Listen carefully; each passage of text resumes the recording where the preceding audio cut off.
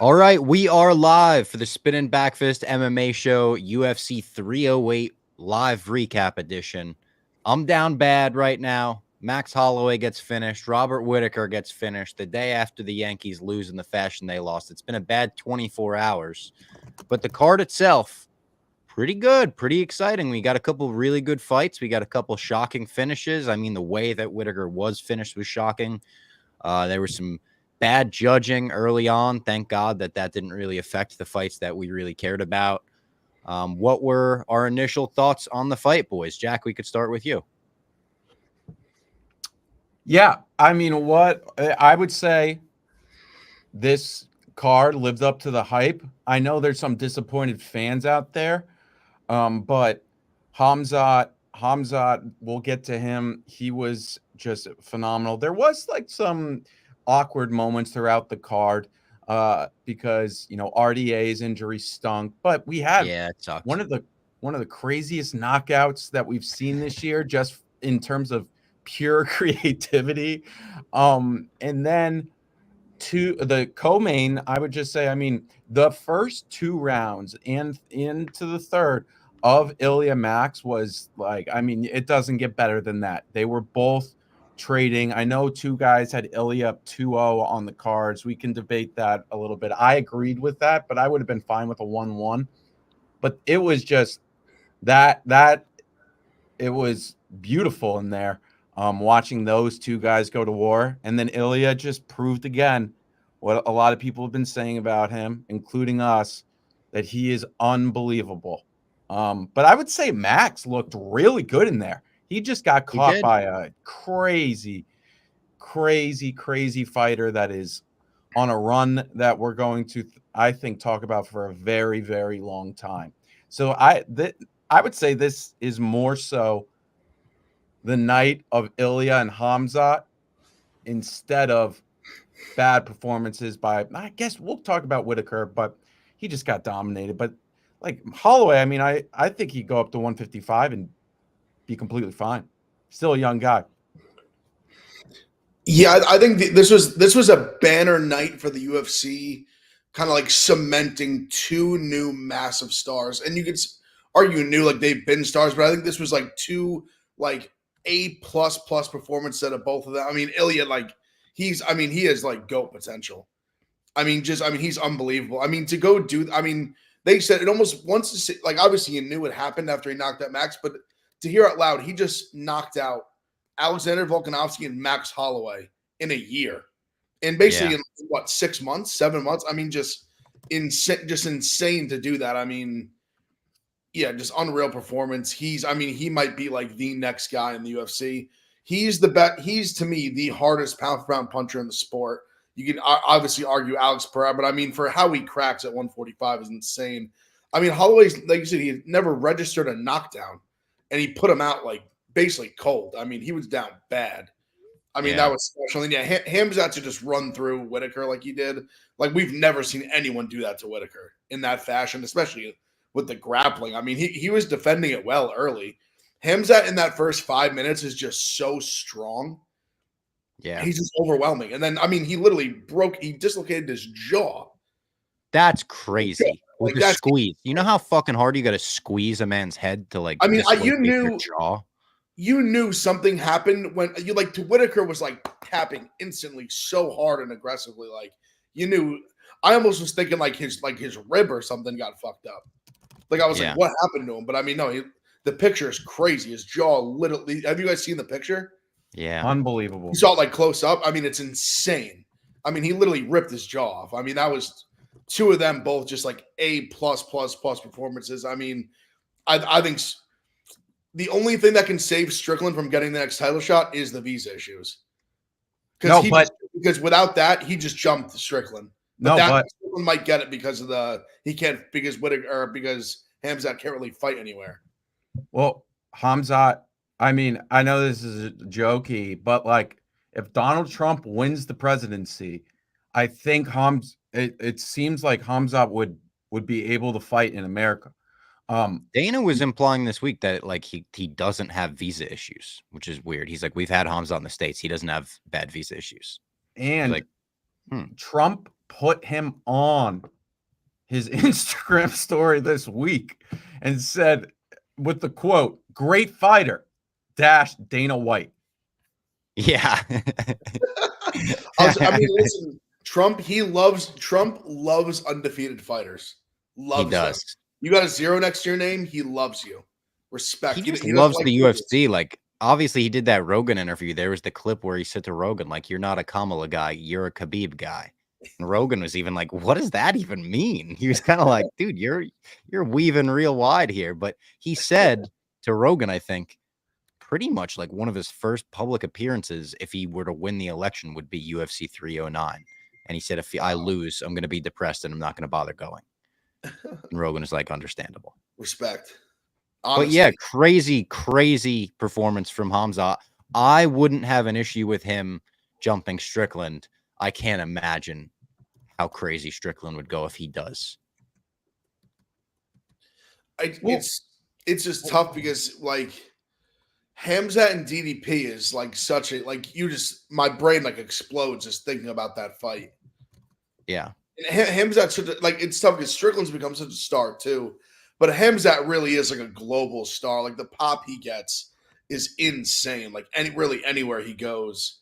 I mean, we saw just when he walked in the PFL event a couple years ago. Like people just are gravitate towards him. He has aura. Like we say that as like a joke and all that, but Khamzat has like true aura.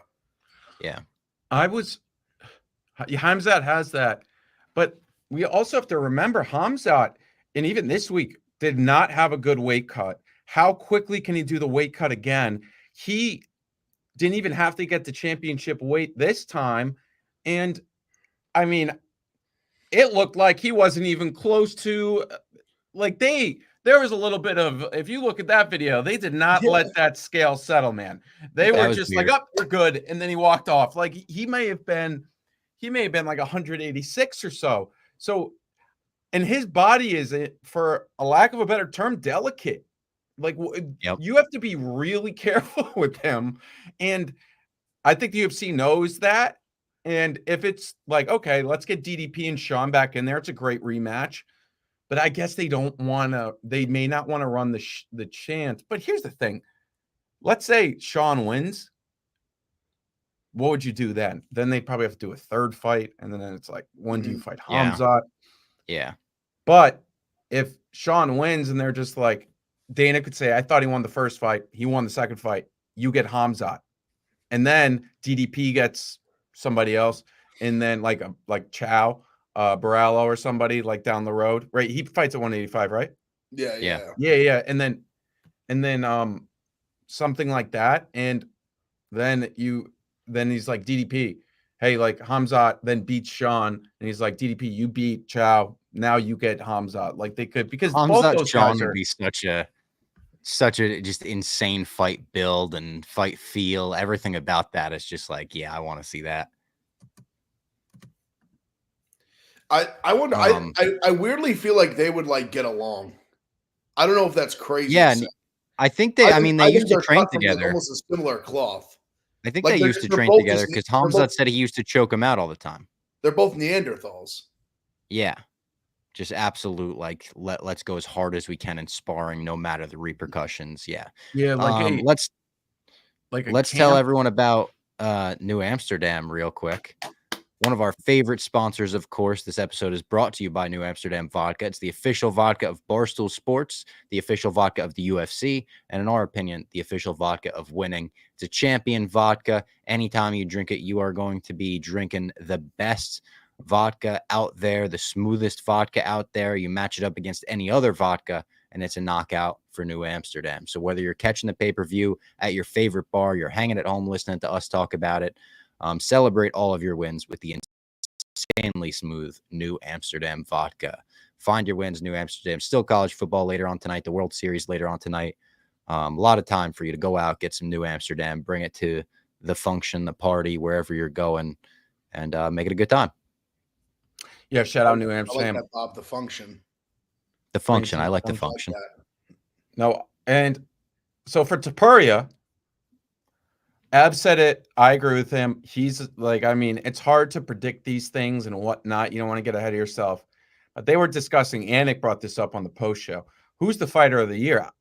I know people are going to bring up Poton, but I don't think you could have a better year than Topuria. He knocked out, and I know both of them are older. Max isn't that old, but fight old. And then Volkanovski kind of, with the Islam fights and whatnot, lost a little bit of his aura. But what Topuria has done from February to October, and he's also he backed himself up. A lot of people were mad at him. A lot of people were calling him kind of like an asshole, whatnot.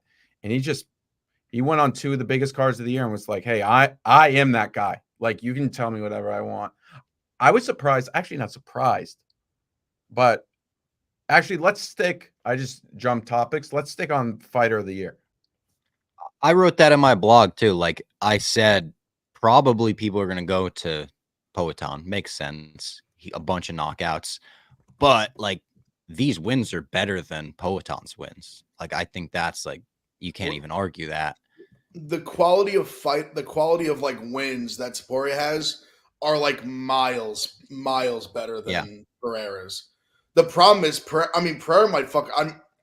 Does he fuck around? Well, I guess not. He won't sneak a 4th one in. But I don't think so, unless someone pulls out of a main event and Dana White has to call him again, be like, "Hey, dude, we need you." Because they're doing Bilal Shavkat for 310, so there's no place for it, obviously. But I mean, even like Jamal Hill, Yuri the second time, and Khalil Roundtree. I mean, come on, like we're talking about like literally the 2. We're talking about like Volkanovski and Max, like the 2 guys that literally like carried the featherweight throne for years, and then Max, you beat him off coming off like arguably his best performance ever at 155, and then comes down and you knock him out.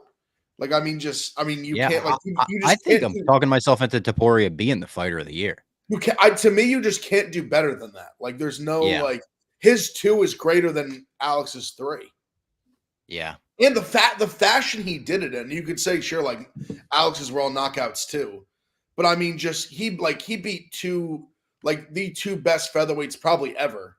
Obviously Aldo you throw in there as well, but I mean, like just doing it the way he's done it is like I just we were saying, Holloway looked great until it happened. Like it felt awesome. like every punch Topuria threw, you like, you know, you hold your breath, but like he was working the jab super well. He wasn't checking kicks amazingly, but it wasn't like his leg was dead yet. He was like working range, looked great. Like he landed some big shots of his own. I couldn't stop staring at that fucking belly button Topuria's got on his thigh. That thing is bizarre. He's just got a hole on his thigh. Couldn't stop staring because Holloway kept hitting him with the oblique kick, which that was working as well. So it's like you could say he beat an old Holloway, but Holloway looked fucking good in that fight. Yeah, and Holloway's coming off one of the best moments in UFC history. Yes. And he looked, it wasn't like a Korean Zombie last second KO. Yeah. It was a Yair hit that on Korean Zombie, correct? Mm-hmm. But it wasn't a last second KO. But it was like he was winning that fight. How do we feel about Volk being next for Topuria? I think it makes sense. Volk deserves it. Yeah, if Volk wants it, I don't think you can really even deny it. And I think, like, shout out to Topuria. He's like, yeah, if you want it, you defended that belt throughout its time, 7-8 times. Like, if you want it, I'll give it to you. But I think it may be in Spain. I would love that. I think it's a great fight, and I think you can. I think you can do something really good with Lopez too. Like I think you can do like a Lopez Yair or something like that for like really good co-main on a pay-per-view, or even like a live card, like headliner, live crowd. So I just think I'm the biggest Lopez guy there is, but I think Volkanovski probably gets the crack first. Like he listened to Ige and like. He's been on an incredible run, like from Yusuf to what's his name before that? Why am I drawing a blank? Ige, and then we'll get to Ige in a second, and then Ortega, like great run, but just Volk was so dominant for so long, like and he did look good before he get caught, so I think you got to give him another one, even though unfortunately I feel like it ends probably similarly that did the first time. Yeah, it's hard to imagine Topuria losing the title anytime soon. Youngest champion right now by like a good margin too. I think I think he's the only champ under 30 right now, and he's like 27. That's They're crazy. crazy. Truly, You mentioned Ige there. Didn't win. We had him in the parlay. Ige is one of those guys where I did not regret the bet at all during the fight. It was like he is going to fight for your money every time. Obviously, he didn't come up with the win. It was a good fight, though. Like, I thought that was actually a pretty good scrap. There were some good scrambles on the ground in it. But yeah, he was a step below tonight. Yeah, I mean, he had that great moment at the end of the first round. I thought he was going to get him out of there for a second. That would have been insane. He cracked him. Also, I thought there was a chance in the third round when he reversed. I thought he was about to steal the third round and steal the fight, and then Murphy did a great job, kind of like was able to get out of it, kind of reversed again, and then landed some good shots before the bell that I thought 29-28 I thought was the right scorecard. Yeah, it was. Even as the Ige guy, like I was just that moment I thought he was about to kind of steal it, but Ige's tough, man. Like, you can't get him out of there. He's so durable, and he cracks too. But no, that was a great fight. Really, really good fight. I was going to say Murphy. I mean, Murphy's got a lot of fun options for him right now. Because they have kind of like slow rolled him a little bit, but I feel like now, and because we talked about like the Santos fight was kind of, I thought, a bad decision, but I feel like he's leveled up a lot since then. He looked really good. That's a good win, obviously. I mean, you can go a lot of different ways. I was thinking, like, I wonder how much they want to jump, because it was like it was 14 versus 12. So I don't know like how high they want to go with him. But I think you can do easily do like him. Like, I think he would like smoke Giga, or like you can even go higher than that. I was thinking just of like, honestly, even if you want to give him like the Aljo Evlov winner, that might sound like crazy, but I think they could even go as high as that with him if they winner want or to. loser there. Like, you could give him either one of those guys after that fight. I think it would make sense. Because those two guys, I feel like that. Listen, Dana's going to make them earn their title shot. Yeah. So I mean, like I don't think a win over each other just like solidifies them as like the next spot. Like, I think even Lopez right now, no matter what, is like ahead of them. He's just more exciting. So I mean, 145 is in a fun spot, having like such a solidified champion at the top, and a guy who I think is gonna, like, I mean, if he puts away Volkanovski the way, like, if he does that again, and then maybe he does Lopez or like someone else, he's gonna want the 155 shot. Like, him versus Islam would be insane. Yeah. What did you think of the Ank fight? I mean, he's peak boring. Like, he's just boring. Like, I mean, like, it was pretty boring. I think like the UFC's worst nightmare is that he finds a way to take the belt off of Poton, and you have like literally one of the most boring. Now there are boring champions at points, and I know people point out other guys, but this is a special kind. It's just like, he's good, but that's not like, and also he said this week, he's like, I was told I need to have a great performance. Like, what was that performance? I mean, Rakic's corner almost won him the fight. Like, Rakic fought the third round like he was up 2-0. I couldn't believe it. As somebody on Rakic plus money, I was like, what do you like? And Rakic fought as if he was up 2-0 clear. Shara Bullet with the crazy finish you mentioned before. A double spinning back fist. This is a guy that I said he was my enemy. I said I was a hater. How can I be a hater after he delivers the double spinning back fist? Only the 11th spinning back fist knockout in UFC history. Obviously, the first double. He fucking goes around one way, boom, comes around the other way, boom. Petrosyan also, like, he looked pretty good before that. This was a good fight, back and forth, fucking slobber knocker. How can you hate on a guy after he does a double spin and back fist? It's one of the coolest fucking things I've ever seen. It was amazing. It's so funny because, I mean, we've talked about it in the show, and I feel like a lot of people have talked about him being kind of overrated. And call me a hater, I still think he is. But I mean, listen, to Len, like I feel like he kind of needed a moment like that over someone like Petrosyan that people actually respect. Because like Tricoli, like, no, people are like very whatever about that. Like, we know like a legit, like Oleksek, however it's fucking say Michael's name at this point. he don't really like trains with his boys. Like it's like Yeah. the three of us going to hit and mitts the way he trains. He literally just takes like any fight he can, which I don't fault him. Get your money. But I mean, it was like to see him beat someone that people are like, all right, like this guy has like good wins in the UFC.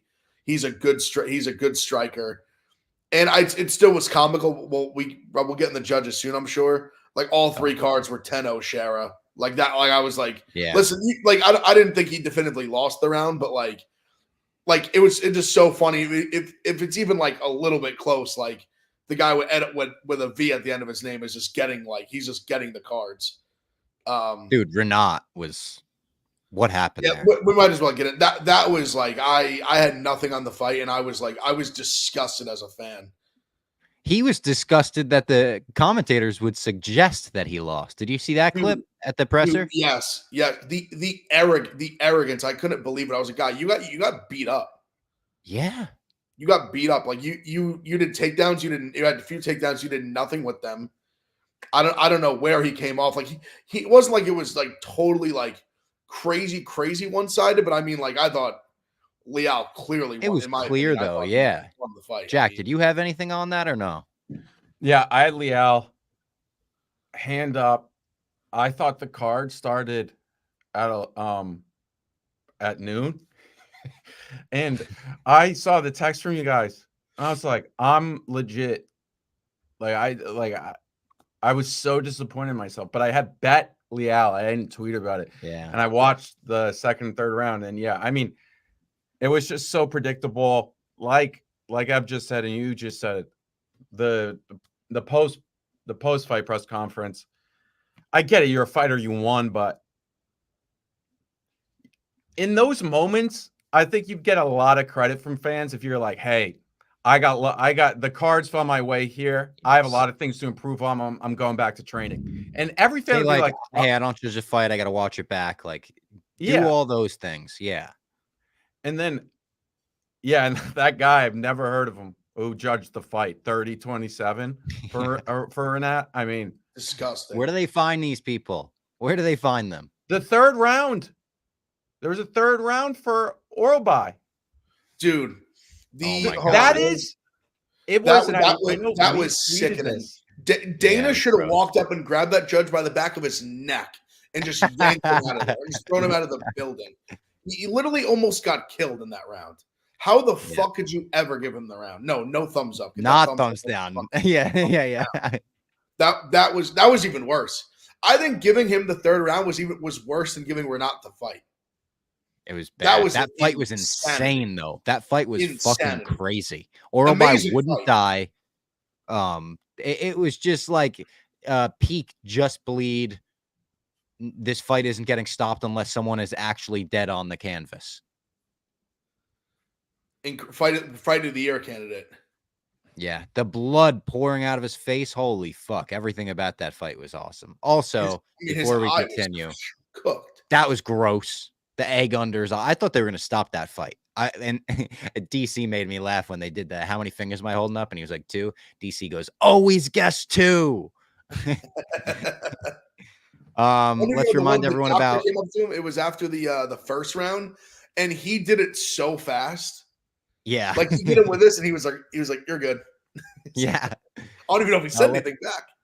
Let's remind everyone about DraftKings as well. You bet on the fights today. The NBA is also back. A new season means it's new ways to get in on the action at DraftKings Sportsbook, an official sports betting partner of the NBA. Who's draining threes from beyond the arc? Who's crashing the boards and grabbing rebounds? Get behind your favorite players and prop bets that you can make on DraftKings. It's the home of NBA player props. If you're ready to place your first bet, try betting on something simple like picking a team to win. Go to the DraftKings Sportsbook app and place your bet now. If it's your first time, new DraftKings customers bet $5 to get $200 in bonus bets instantly. Take it to the rack with DraftKings Sportsbook. Every point counts. Download the DraftKings Sportsbook app and use code BACKFIST. That's code BACKFIST for new customers to get $200 in bonus bets when you bet just $5. Only on DraftKings. The crown is yours. Thank you, DraftKings, for sponsoring the show as always. I tried to bet all of the overs responsibly on DraftKings. didn't do great, didn't do horrible. I think they went like the ones that I bet went maybe 4-8, like not great. Yeah, I will say, after the oral buy, when I think I texted in the group, and I think I tweeted it. Like, you need to bring a gun into the ring or into the octagon to get an under in this, and with the current gloves.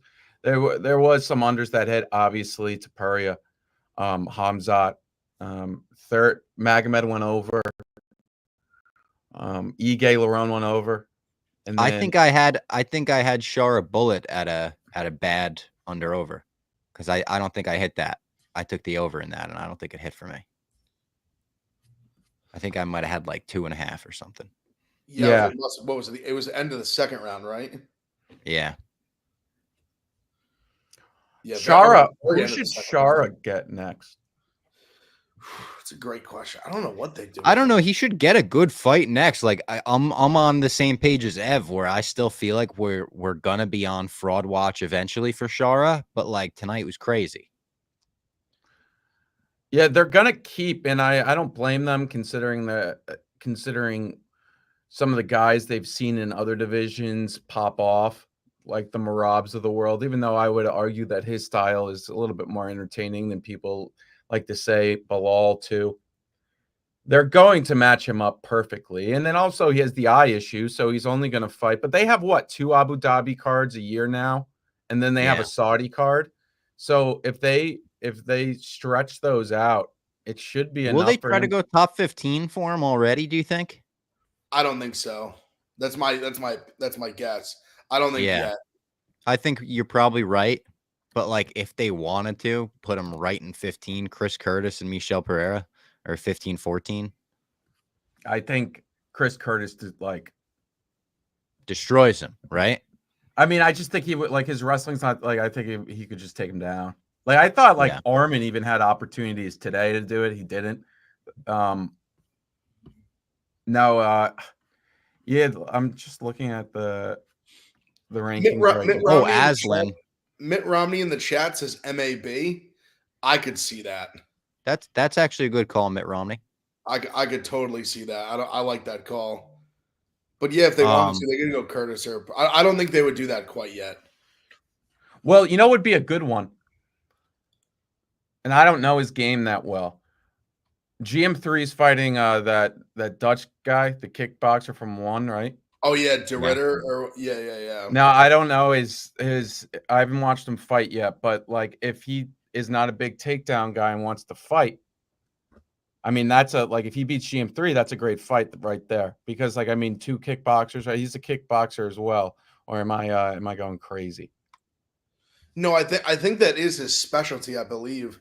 I wonder if they would make that, I don't hate the call, I guess. I just wonder if they would make that fight so soon for who? You know what they could do? And I mean, I think this would be more of a co-main for a fight night in Abu Dhabi or Saudi.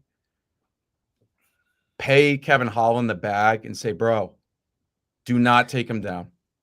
Just stand up with him. And I think I think that's a fight that's possible. I could see that. I could definitely see that. Get really kind of build, like, use him, just kind of like build his name. I even think, like, what would you line him against Abus? I think Abus would just take him down. Yeah, I don't think they would do that because of that. I agree. Great performance by him today as well, obviously. Yeah, not even a comeback, but like, he won kind of a comeback though. Yeah, I would say a comeback. I mean, because Ferreira, I thought was won the second and then was like about to win the third, and then when he reversed him, and then he obviously gets the choke. The choke in, yeah. The fight before that, he had a moment in that third round where I thought he could lose on the scorecards. The fight before that was tragic. Chris Barnett, guy goes in there, he injures his foot before the fight even starts. Jumps too hard on the canvas and then gets knocked out in the first round. That took the wind out of our sails early. You want to see a big Chris Barnett win. You want to see him dancing all over the octagon. You don't want to see him limping out of the octagon because he jumped too hard. It's just when you're already like athletically handicapped in there, Like you can't be like fat and have a blown out knee. Like that's a recipe for disaster. Yeah. That's a yeah, problem. That's a big problem in the fight. that game. made me upset. Especially made when me the guy you're fighting is legitimately 9 inches taller than you. Some Twitter legends died today. Yeah. Like legit legends in terms of, and I'm like, both these Yeah. guys are still going to fight again, but I meant in terms of just like the results today. Like some Twitter favorites really took some. And then there was one of the only fights we haven't mentioned, the Aslan fight. Quick knockout for him. A minute into the first round. Not even, He I think. cracks. He can crack. He can crack, and he's another guy. I'll say like he'll be a fade watch at some point, just matchup wise. Yeah. I mean the pleasure man had him on the ropes. Yeah. And he's bad. But no, I mean good knockout by him. Nice little highlight reel for the people. Yeah. Get some buzz going. He's fun. Like he's a guy that I think he's a guy that I think will be around a while just because he's like he goes for it. He hits hard.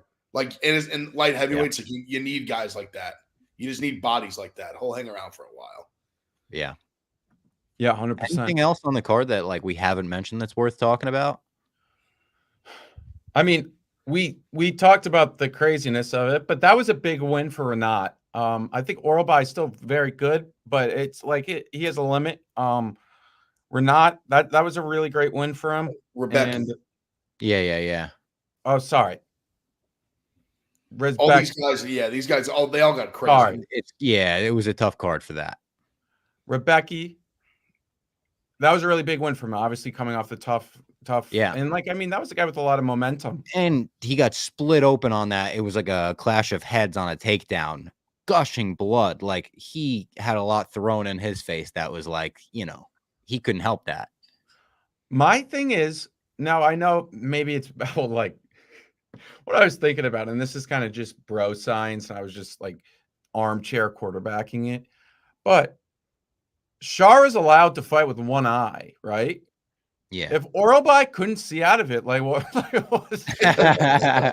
Hey, that's a good point. Now, Shara has been dealing with it for a while. Yeah, so I guess the point is maybe it's like you could risk damage to the eye or something. Like, yeah, they would say that's they're like his eye's already fucked. You can't get worse.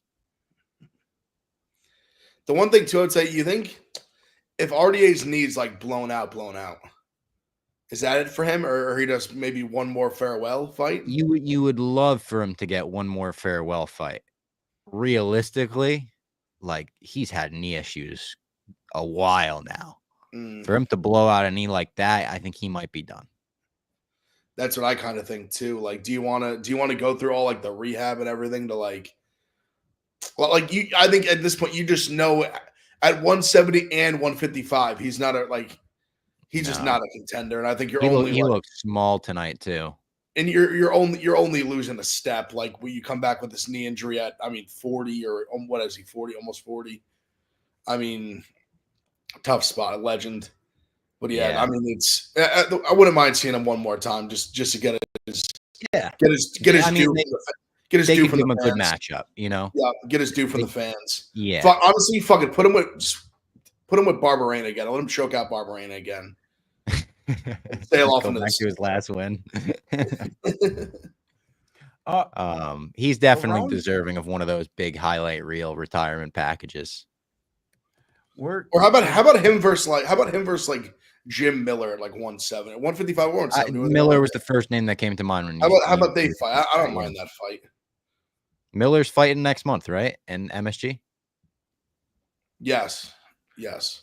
And who's a guy that's kind of, I mean, we've kind of hated on him, but he's kind of getting to a point now where he's going to keep getting bigger fights.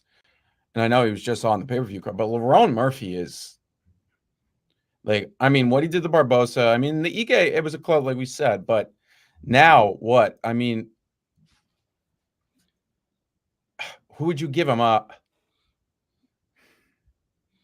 I was looking before. I think like Yair. That's it. Depends what would make I think it just depends how far you want to go up with him, because unless you want to give him another where it's like you just throw him like a Giga, or I said like the winner of like Aljo Evlov, Or honestly, what they could do if they want to go a couple Brits together, Arnold Allen will make a lot of sense.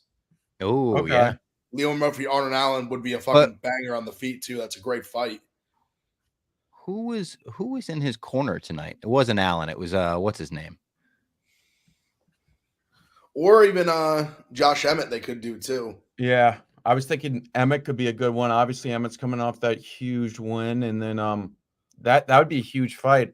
I know. I think Emmett or Arnold would probably make the most sense for like No. the trajectory that he's on. Now Emmett probably wants a fight before this, but they're going back to London probably in March. They're usually there, so like, Yeah. so like you could put it on there. Also, we forgot to mention the big celebrity in the building, one of the most famous people in the world, there to support. I think Ilia Topuria, or maybe Khamzat. Is Hezbollah. See what I did there a little bit, and switch to Sergio Ramos. I knew you were going with Hezbollah. Come on. you know me too well at this point. You have to go with Yeah, the no, that was Hezbollah all the way. The way he walked in, they gave him the walk-in clip, and then the way Khamzat got his finish right in front of him really cracked me up. Like you just saw his head peeking out while Robert Whittaker was getting his jaw cracked into a million. I mean, Hezbollah taught him that move. Yeah, he did. The old jaw cracker. Yeah. Hezbollah. All right. That was pretty much it for the UFC 308 recap show. A good card. Obviously, my favorites got finished in the co-main and main event, so that was tough. But overall, when you look at the finishes, like Ev said, they really like cemented and put a stamp on two future UFC stars tonight. It was a good night for the UFC overall, for sure. I think not even. I think they're just like established themselves as you're seeing guys. I think they're like these could be. I think these could be over the next like 5, like I'll say 3-5 years, because then like it guys of the sport potentially. Topuria, I think definitely will be one of them. Khamzat and if Khamzat beats DDP, he will be too. Yeah. It's crazy. We'll see if he gets that shot or if Strickland gets it. We'll be back next week for news and another card preview, and we'll do all that stuff if there's a card preview for next weekend. I think there is. And if you want to watch the World Series stream tonight, go on all the Barstool gambling pages. Me and Ev will be live. There is a card next week, and we'll have a cool. Man, who's what's up? What did he say? We lost him. Well, he got a great little timing robotic for the at the end. Wi-Fi. I know, yeah, right at the end of the show.